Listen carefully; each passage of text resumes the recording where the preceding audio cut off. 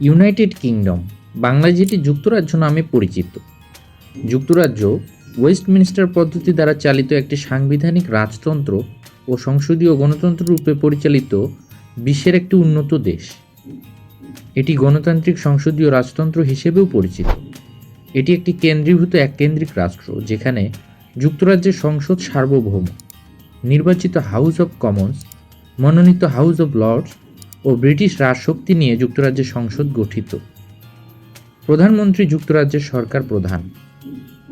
2024 সালের হিসাব অনুযায়ী যুক্তরাজ্যের বর্তমান প্রধানমন্ত্রী কিয়ার স্টারমার।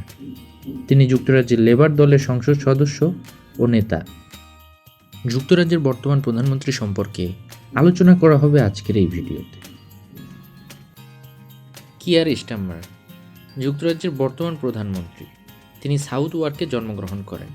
তার পিতার নাম ছিল রড স্টারমার এবং মাতা ছিলেন জোসেফাইন বেকার স্টারমার। 4 ভাই বোনের মধ্যে কিয়ার স্টারমার ছিলেন দ্বিতীয়। ব্রিটিশ লেবার পার্টির প্রতিষ্ঠাতা কিয়ার হার্ডির নাম অনুসারে তার নাম রাখা হয়।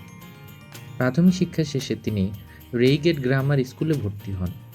লিডস বিশ্ববিদ্যালয়ে তিনি আইন বিষয়ে পড়ালেখা করেন এবং 1985 সালে প্রথম শ্রেণীতে এলএলবি ডিগ্রি লাভ করেন।